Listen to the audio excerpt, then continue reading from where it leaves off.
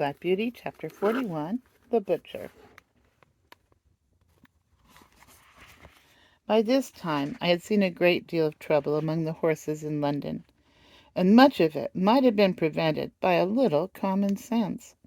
We horses do not mind hard work if we are treated reasonably, and I am sure there are many driven by quite poor men who have a happier life than I had when I used to go in the Countess of W.'s carriage with my silver-mounted harness and high feeding.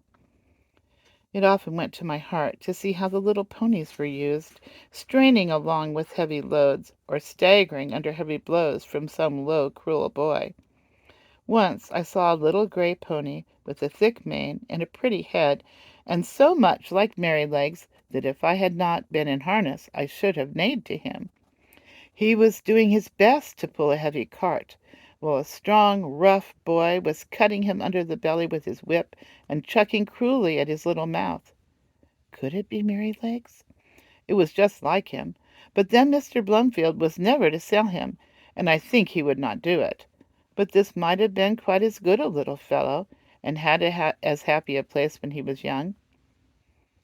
I often noticed the great speed at which butchers' horses were made to go, and though I did not know why it was so, till one day when we had to wait some time in St. John's Wood. There was a butcher's shop next door, and as we were standing, a butcher's cart came dashing up at a great pace. The horse was hot and much exhausted.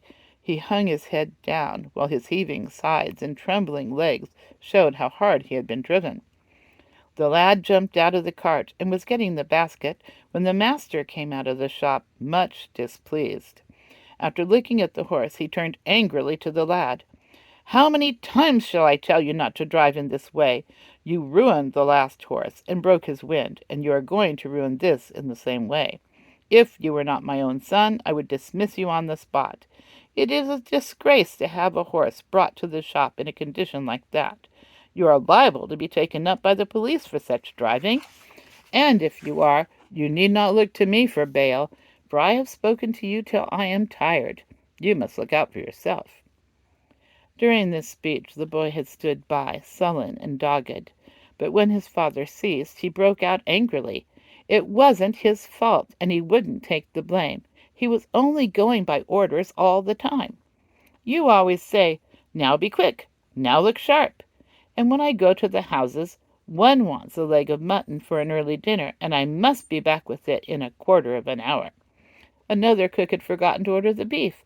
I must go and fetch it, and be back in no time, or the mistress will scold. And the housekeeper says they have company coming unexpectedly, and must have some chops sent up directly. And the lady at number 4 in the Crescent never orders her dinner till the meat comes in for lunch, and it's nothing but hurry, hurry all the time. If the gentry would think of what they want, and order their meat the day before, there need not be this blow-up." "I wish to goodness they would," said the butcher. "'Twould save me a wonderful deal of harass, and I could suit my customers much better if I knew beforehand. But there, what's the use of talking? Whoever thinks of a butcher's convenience or a butcher's horse? Now then, take him in, and look to him well. Mind he does not go out again to-day. And if anything else is wanted, you must carry it yourself in the basket." With that he went in, and the horse was led away. But not all boys are cruel. But all boys are not cruel. I have seen some as fond of their pony or donkey as if it had been a favorite dog, and the little creatures have worked away as cheerfully and willingly for their young drivers as I work for Jerry. It may be hard work sometimes, but a friend's hand and voice make it easy. There was a young coaster boy who came up our street with greens and potatoes. He had an old pony, not very handsome, but the cheerfulest and pluckiest little thing I ever saw, and to see how fond these two were of each other was a treat. The pony followed his master like a dog, and when he got into his cart would trot off without a whip or a word, and rattle down the street as merrily as if he had come out of the Queen's stables. Jerry liked the boy, and called him Prince Charlie, for he said he would make a king of drivers some day.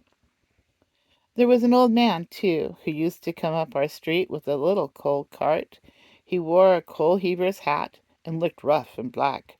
He and his old horse used to plod together along the street like two good partners who understood each other. The horse would stop of his own accord at the doors where they took coal of him. He used to keep one ear bent toward his master.